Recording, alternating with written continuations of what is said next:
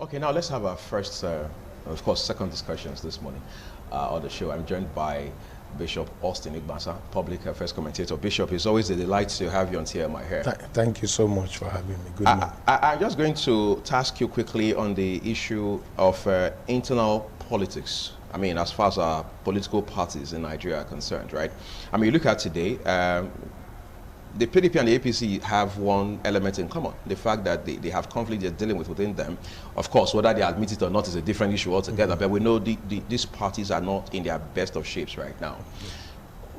This has serious ramification for governance ultimately, doesn't it? Yeah. Because definitely when the party is not settled, you cannot separate the party and governance. Right. It ought to be two different things. But our politicians have combined both together. They want to be part of the party, fully involved, and they want to be part of governance. So with this, there's a conflict of interest. And you see that when the party is not settled, because the party is a vehicle of governance. Right. So when the party itself is not settled, then it affects governance. Because whatever happens within the party determine the space or the pace with which governance will be administered upon the electorate. So therefore, whatever happens in the party has a ripple effect on governance. It will either give a speed or slow it down. And considering what is happening, the party structures in Nigeria are designed that the money backs dictate what happens. And I want to say to you that both parties, both APC and PDP, there is none of these parties that respect their constitution as far as internal structure is concerned.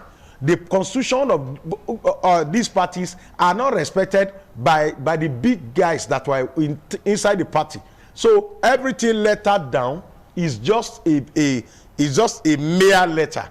Now the politicians themselves, they determine what happens in the party. I mean the big ones who have the money back, who have the deep pocket, they determine what happens. And when this happens, that's why you see that all what you are seeing today is as a result of determination of people who have the deep pocket to determine what happened in the party, not even respecting the constitution. I'll give you both example. Former governor of Edo State was chairman of APC. Crisis there, and what happened? Without his tenure expire, he was removed. And what happened? What happened today? You see that the North control the APC, they control the party, they also control the governance, they control the presidency. Is this really about the North-South dichotomy, or is it just a matter of misplacement of priorities on the part of the big wigs within the parties? Yes, it's a misplacement of priority, and you know that you can't remove the ethnic coloration from what is happening. Okay. Because the ethnic coloration determines all what we are seeing for some time is targeted towards 2023. Even the one that happened in APC to Adams Oshomole is because of what is going to happen in 2023. Because, you know, politicians have a way of kick-starting their network on time. And that's why I always tell people in church, I say, politicians are smart thinkers. When you swear a man in now for a first time, he's already looking at the man that will stop him for second term. He has not even resumed duty. Where he's doing Thanksgiving, he's already looking at that man that followed me for Thanksgiving. He's going to hinder me for second time. He's looking at how to uproot that man, not even how to sit down and start the work that he was voted to do. So that is why you see that all these things are happening because some persons determine that this is the way they're going to go. You expect yourself that where you see a court judgment come out, that even a man who is not a lawyer know the implication of the court judgment. Right. But because some people determine that if we go this way, and this is what is going to happen, our calculation is 2023, and by the time we respect one Supreme Court judgment and we say because of that we are going to edge somebody out, then those who will fight our political enemy. If you look at all the political parties, their problem is not opposition. They oppose themselves in their own party. So the opposition is not from the outside. PDP is not opposing APC. APC is not opposing PDP. They oppose themselves inside. Now, if you look at APC, you see it's a combination of people coming together from different part of it. And the agreement is that you handle the party, we handle presidency.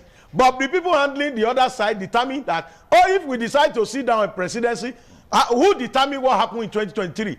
Early to bed, early to rise. And they also look at, if Adams Oshiomhole is there, his loyalty may be to so person. Those people who are coming from one part of the party felt that we should handle presidency and handle the party. And that is why you see today that at the long run, that's what I always say, Satana, that those you are playing game with, they are very smart, they are very sharp. You see, when Dr. Oyegu was there, Oshiomhole himself was fighting the man who come from the same place. And at the end of the day, when he comes in again, because these guys, they know how to use us. When Oyegu was there, he came through Tinubu, and at the end of the day, he was used to fight him. At the end of the day, when they needed Tinubu again, they dropped the man, and they brought another person on board who is also sympathetic to the national leader. And as soon as they are done with them, they turn them against themselves. At the end of the day, we calculated that the South has lost out. Today, the slot of the South is taken by a northerner who is a sitting governor, and is sticking to that particular position, not even respecting the constitution that said you cannot take up another assignment while you are a sitting governor. Especially when that assignment is executive. It's an executive assignment. Right. And now you see that even the settlement itself that the president did on that party was illegal. Because there is no part of the constitution. For calling the neck meeting. Yeah, for calling the neck meeting. Then you ask yourself, the man that was used to call the neck meeting, where is the man from? He's a Southerner. And when they are through with the man to call the neck meeting, where is the name of the man today? Have you heard his name in recent time? I want to talk to you about opposition in Nigeria, for example. I mean, people have talked about viable, progressive, result-oriented opposition. And in this context, people look up to the PDP, especially towards 2023. But the PDP, some persons have said, is a house in desire as it stands right now. I mean, the secondary element is still there as it stands today, even though we understand clearly that the leadership of the party at the national level has said, look, we've got to have our convention sometime in October. So the issues around his tenure have all been laid to rest as it stands right now. I'll take your mind to the US. In 12 days' time, Governor Andrew Cuomo of New York will leave office. Yeah.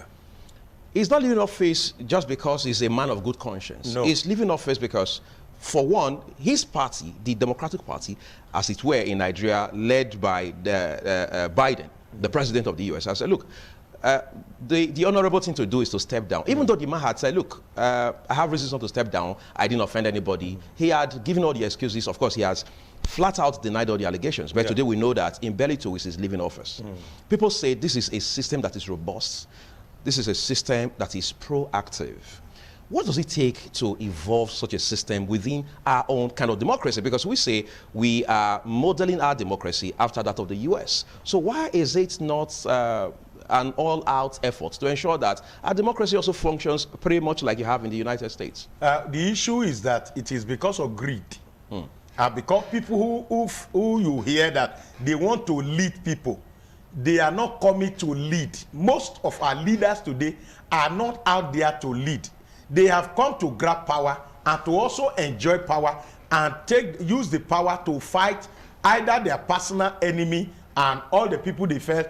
That most of our leaders, when you put 85% of them, they are not talking about leadership, the mindset to put their sand on their footprint on the sand of time is not really there. That is why you see that everything. I give you an example. Look at the National Assembly.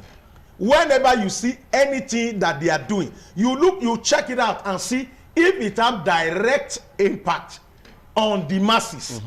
You see that at the end of the day, every discussion, every deliberation have to do with what is going to come to them.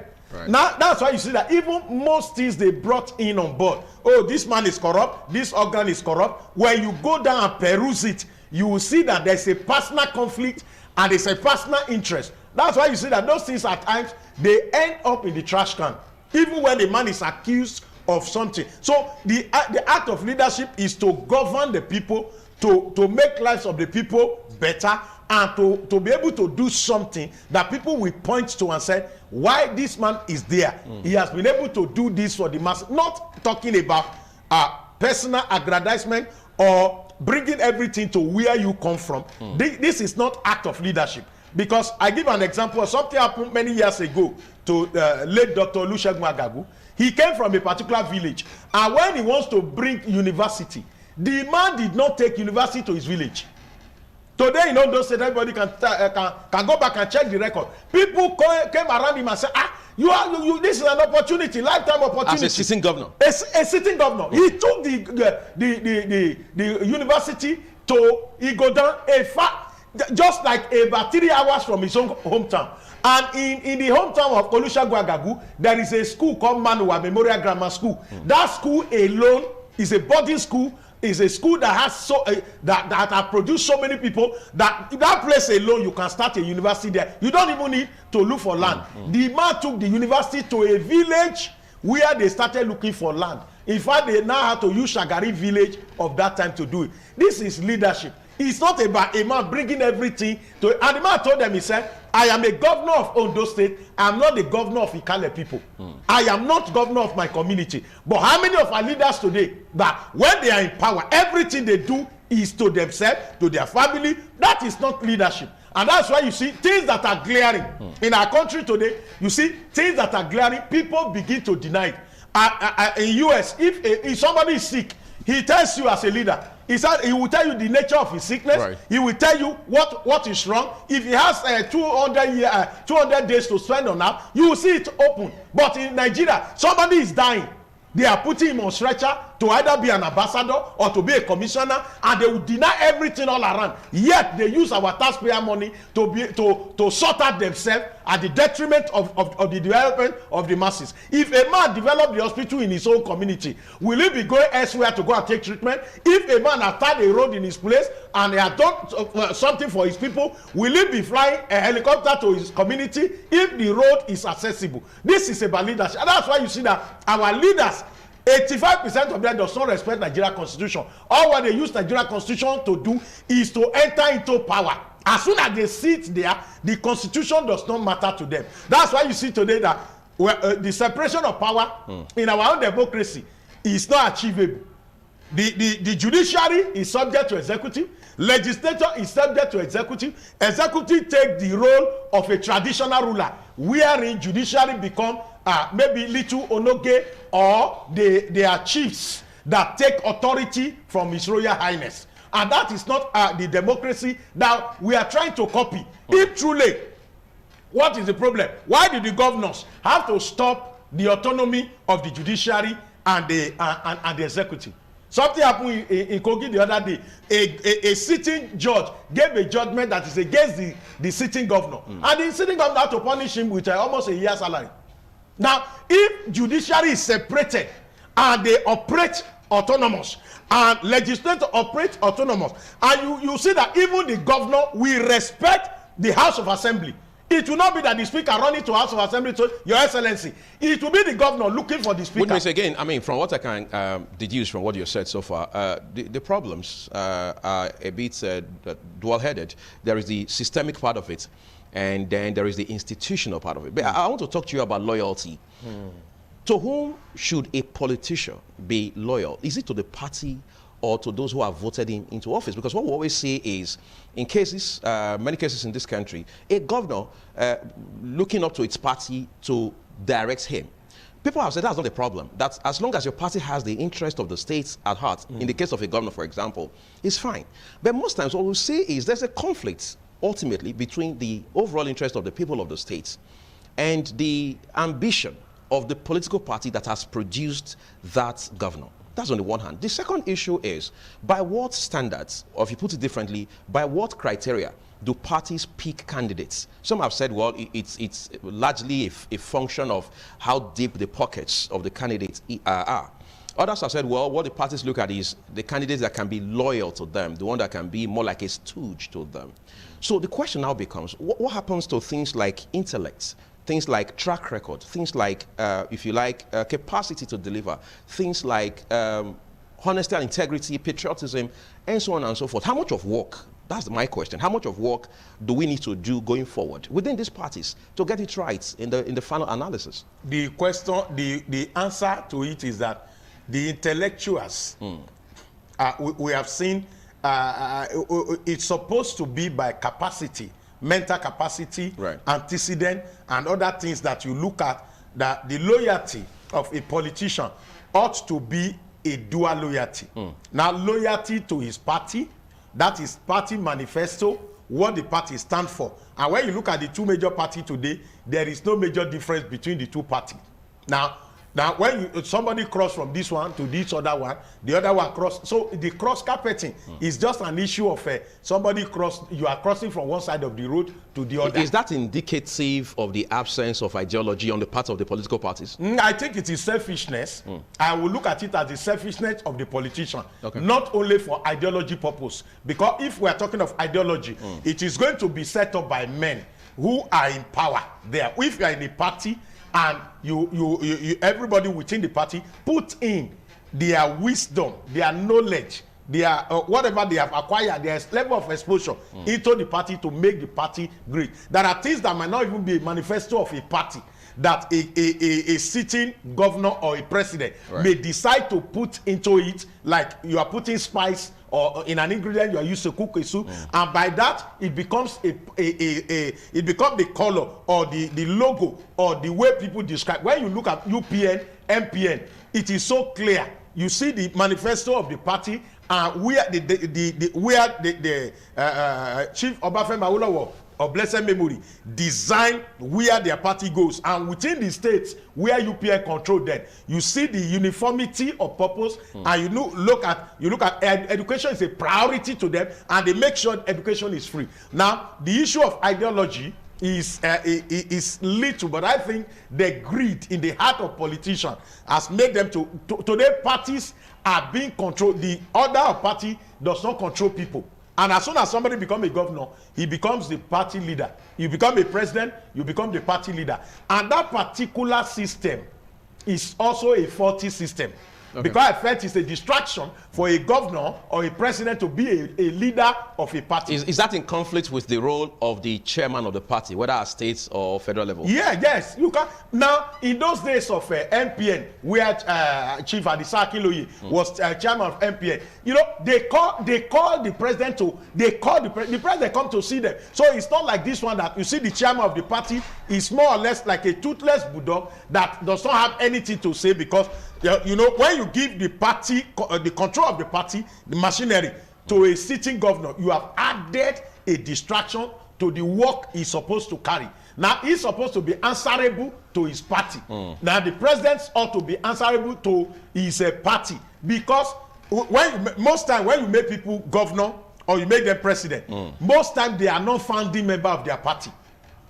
They are not founding member of their party. So the opportunity to derail, or the temptation to derail from the ideology or the focal point of the party, is so easy for them to derail. And for this reason, it is important that if the chairman is the sole leader or the sole administrator of the party, that can call, how many chairmen today can call their governor to order?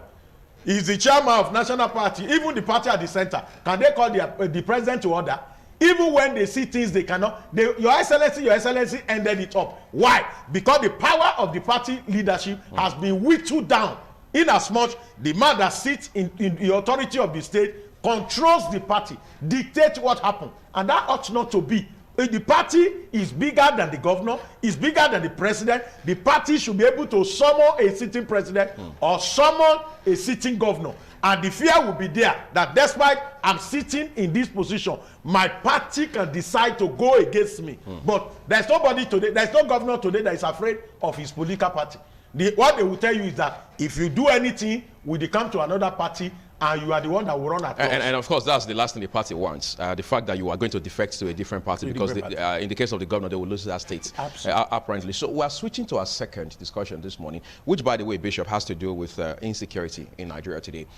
There's no doubt that several developments brought us to where we are today. Of course, we can't easily take our minds off things like the Mandala Christmas Day bombing and so on and so forth, even while we had Dr. Ibele Goodluck Jonathan as president back in the day.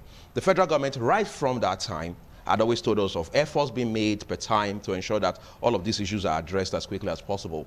Boko Haram has been technically defeated in this country. Boko Haram had been defeated altogether at some point.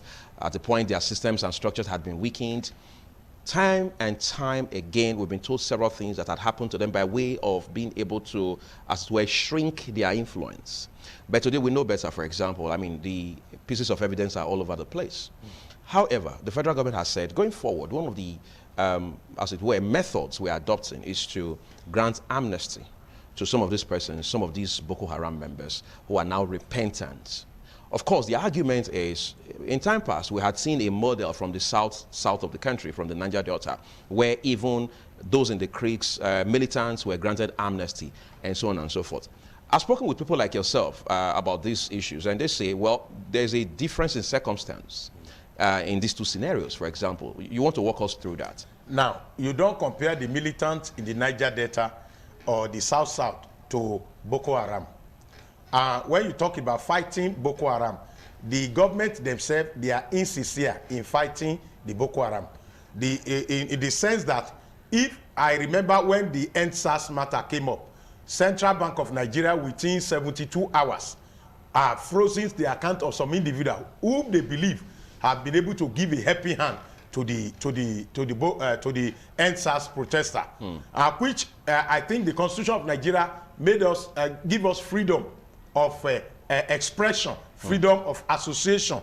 Now they frozen the account of this individual, but the same central bank today has not been able to track, because when you are talking of fighting insurgency, you have to be able to during intelligence gathering, know where do they get their fund. Now, the fund we are talking about, how does the fund come? What are the methods with which this fund comes in? How do they get their arms? These are questions that ought to be answered by security agencies. How does this money come? Right. Now, who brings this money? Who are the sponsors? If you take your mind back, you remember 7 Nigerians were caught in United Arab Emirates who were sponsors of Boko Haram. If United Arab Emirates can do that on our behalf, our own government have not been able to track anyone. Now, but we understand there are some 400 alleged sponsors already, whose cases are being looked into. Isn't that some progress? Now, when you say people, you said 400 people who are sponsored. That is what we heard about 4 years ago. The names of the looter are with us. We are going to publish it soon. And I think that soon will come after 8 years. After the second term of President Buhari. Maybe that is why when they will tell us the men that looted and how much was looted and where the looted funds are, the looted property are, who is deceiving who? Now the same government that can go that can bring Kanu to Nigeria like a park, now that can run after Sunday Igboho and send helicopter, send a jet to go and bring him in another country, is the same government that want to forgive Boko Haram. Now before today, let me tell you what they are bringing on board now. They have had a lot of repented Boko Haram that they said they waste our fund to rehabilitate them. Now we know that there's a carrot and stick approach to every insurgency, but the kind of people, you don't compare the people there with the, what are the guys in the creek talking about? They are talking of environmental degradation. They are talking of we are not giving attention. We are not getting amenities. Our people are suffering and they are dying. These are what they are talking. It is something that is spelled out. Now, what is the Boko Haram? What is their modus of operandi? And what is their aim and objective? Now, how can you de-radicalize a man who believes that Western education is a sin and anything from the West must be destroyed? And these are killers. When you are talking about the Niger Delta people, are they carrying people? Are they killing people? Are they bombing houses of people and killing people? So there is no comparison. There is no comparison. I give you an example now. The same government that is fighting corruption, they are finding it difficult now to even extradite Abba Kyari. But if Abba Kyari is from another part of Nigeria, they will hand over Abba Kyari, that person, to FBI. That is a government that is fighting corruption. That is a government that, you see the insincerity of this government in fighting corruption. Now I'm talking about amnesty. Now you remember at a time that Soldier's Wife, the Association of Soldier's Wife, they came out to protest when they saw that Boko Haram guys are being recruited even back to the army. What they are telling us now, all these things have been happening under under the cover of the night that these people are brought back and Nigerian money is being used to say you are de-radicalizing them and you are empowering them to do what? This is about ideology. It is not about an individual. If it is about an individual, when Yusuf was killed, you expected that Boko Haram mindset or anything will have died. But it's not about an individual. And that is why no matter what you do, the few ones that remain, they can never change. It's like a leopard. Now, what we say now is that is an aberration. What do you want the wife of the soldiers and the sons and daughters of soldiers, security operative that are wasted? Now these children with the animosity of the nation not able to defend the blood of their parents that were wasted by this individual who does not have human feeling, who does not respect God. Now what we need to do today, what is the essence of our Tucano? Our Tucano that was brought in, why are we wasting time to commission it? The Tucano is not bought to be kept. You don't buy a bomb and put it in your briefcase and put it in your luggage. You buy a bomb because you want to bomb a place. But for those of us who don't have military background, we would have thought the delay, quote unquote, is as a result of the fact that there's some standard operating procedure that as it were, the defense authorities are probably observing. What would they observe? Our men were sent there to be trained to fly it. Our technicians were sent there to train to take care of it. What are we waiting for? We needed an equipment that will be a game changer in the face of this kind of. The Commissioner of Information of Niger State was kidnapped. Is that not telling you that very soon a governor can be kidnapped? If it was not God that helped Governor Tom, what will have happened to him when he has to take to his heel with all the security that is attached to it? Is that a praise to us? What are we waiting for? The equipment has come in, the six has come in, and what we are expected to do is to commission it. The pilots are not just being trained now; they've been trained for it. The technicians have been all been trained, and they all came with it. So what should we be waiting for? Now, when we have an issue at hand, these are not equipment you buy and put in a museum. It is an equipment that is meant for an operation, a game-changing equipment that we are not looking for. How are we going to fly it? The people that are to fly it, they have been trained for it. The company has trained them. So that is why it is not something you can shop on the internet. Yes, and just shop and bring it. Now they have to produce it. They have your people to be trained on how to use it, and your technician must be given the technical know how to handle it. What are we waiting for? Now, when the thing has arrived, we will wait until our people are wasted. So there is no comparison between the Niger Delta militant and the people you are talking. If you are going to talk about the best road we are talking about, go to the north. I went to Port Harcourt 2 weeks ago. Just go and look at the road of that place. You can't leave Port Harcourt very early, and if God is not on your side, all those anointed potholes that are on that road can even kill somebody. So what are we talking about? This is the place. This is the golden chicken that lays this egg. What are we talking about? So for somebody to be putting militant and Boko Haram people side by side, the person does not have the fear of God, because the two of them are not pursuing the same thing. Now, Niger Delta militant now, are they bombing? Are they bombing a pipeline? When they said this is what we want, and the government come and talk with them. Now, how many people have been sent to talk with the Boko Haram? How many of them have laid their arm genuinely? Many of them have come in to join the Nigerian army through the back door. Who is deceiving who? But some persons have also argued that, quite frankly, there is a process everywhere in the world that helps to, in the radicalization of these repentant, as we know them now, militants, for example. Doesn't that also work? Because as it stands today, the war has become more dynamic than it was a couple of years ago. So people are now saying, can we not have a multi-level approach to dealing with it, beyond bombardment, beyond all of these recognizance methods and so on and so forth? Can we not also have a kind of system that brings these guys in, de-radicalizes them, and then helps them to fit back into society? Now, that's why I say the carrot and stick approach.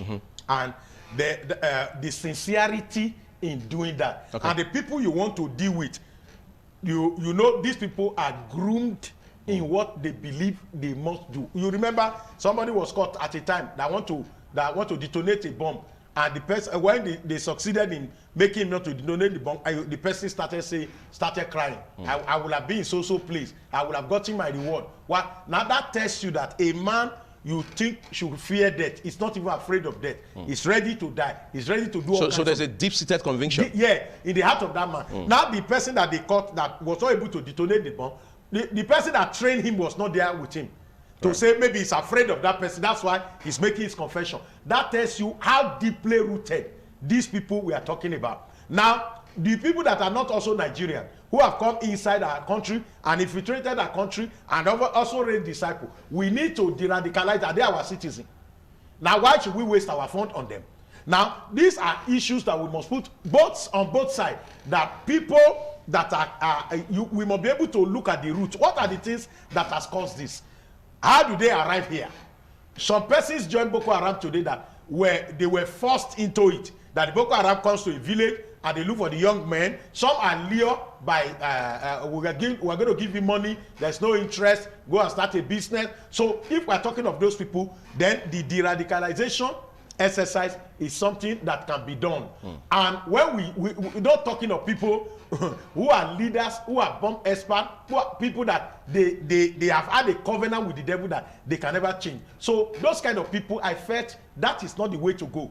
Now, when we run after people this way, the people that are bandit today, we know where they are.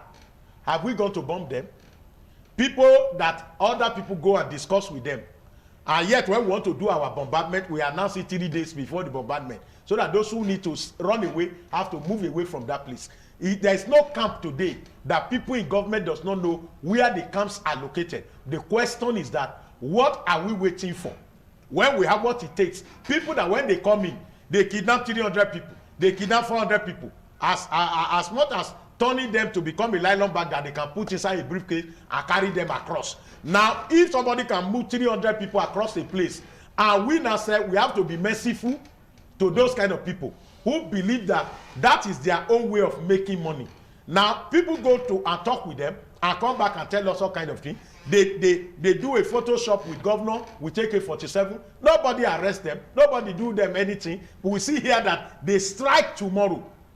Yet, our own army that needed to be funded, that needed to be taken care of, that their welfare and other things have to be motivated to do this, are not taken care of. And yet, we are talking of, we are expecting the best from them. So, number one, it is when the heat is much, when we give the heat, that the people will come. He says, say unto God, how terrible are thy works.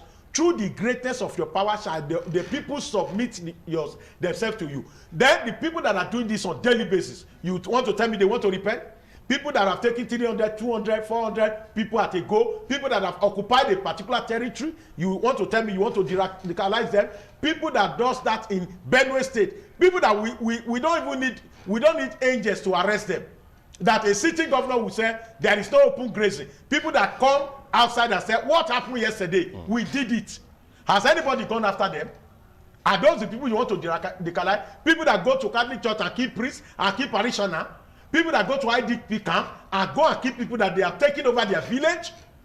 So are we not having how are we? In my place they said, if you want to kill snake and you hold a stick in your hand and you hit ground and hit snake, you hit ground and hit snake, you hit ground and hit snake, you don't want the snake to die, you want the snake to escape. Whenever you hit the ground, you are telling the snake to run. So until this government is sincere about fighting, because we have seen it, we have seen insincerity. We have seen insincerity. People that are running after Igboho and Kanu today, we heard now that Kanu entered into NYSC camp and started to injure people. How many people have been arrested? In the street of Abuja, between the airport and when you get to town, cows are moving on the street of Federal Capital Territory. So what has anybody done to them? The people that are doing all this havoc, today we heard that nobody should mention a particular tribe, that they are the one responsible. Even when a city governor said, those who are doing this, I must send them out of my state. I don't want criminal. You see the federal government descend on such governor. Then, is that a sincerity of purpose? Is the government sincere in fighting it? If a city governor has more information about his state, more than the president, because he's on the ground. Before he become a governor, he have his men on ground, who will also snuff the ground like a sniffer dog to check what the security atmosphere of his state look like. Right. For a governor to say, these people are occupying social place, are committing this kind of havoc, I'm going to evade them out of this place. And you see federal government descending. The same federal government that is not available to defend a sitting governor in this country, governor of Ondo State, was almost assassinated on his way to Ibadan. And they started shooting. The man came back to know that this is a reality on ground. And the man took steps. What does the federal government, how do they descend on Akeredolu on what he's trying to do in Ondo State? If the government is sincere for a governor to come out and say, I have been able to locate this, what does it stop the federal government of approving drone for every state today so that the work will be easy for our security agencies and our men will not be wasted like killing rats? What does it take the federal government? You have a problem at hand and you're supposed to kill the snake, yet you are hitting the ground. What does it talk? We are talking of administrative bottleneck. Do we need that one now when we have a situation that even investors cannot come to our nation? That what does it stop the federal government calling on the governor? I hereby approve drone for each of the states so that your security work will be easier. We give them security vote. And we have a drone today. As we are talking today, it's a Benin man that designed the drone that they are using in America. That man, if our governor here stretch forth a hand to that man will show us kindness here to be able to help us. But if the federal government does not approve it, all the governors you are seeing today, they are sitting down as chief security officer of their state, but they cannot send the commissioner to do anything. They cannot give an instruction to a commissioner of police that is within their state. Do you call that one a security? Are you a boss to this CP when the CP cannot take another? Because obviously the commissioner of police in that command does not report to the governor. No, instead it reports to the IG in Abuja. In Abuja, how do you now fight it? If the governor have a security report on something that can be done urgently and needed an attention, they have to pull call through to Abuja. And if it takes 4 hours for those people to operate and waste life, it's not an issue. We can't continue like this. And that's why I said the sincerity, the federal government must be sincere about fighting and they should not look at sentiment in fighting corruption because insecurity, because we have seen these things be done. If anybody says something elsewhere, they will be arrested. But once a group of people in Nigeria says something, even to a sitting governor, even after a House of Assembly has passed a bill into law and the governor has signed it, nobody is arrested for those, even when havoc are committed, and those people claim responsibility. The federal government will not go there to go and incidentally, that's the much we can take here. You know, we'll talk about issues of the nation, especially as they have to do with insecurity and all of those social concerns that we have. Bishop Austin Igbasan comes very fierce, and then he puts the issues on the table just as they are. Thank you, Bishop Austin Igbasan, for coming to spend some time with us this morning. We're taking a quick break now, just 2 more interviews before we wrap it up all together on the show this morning. Stay with me.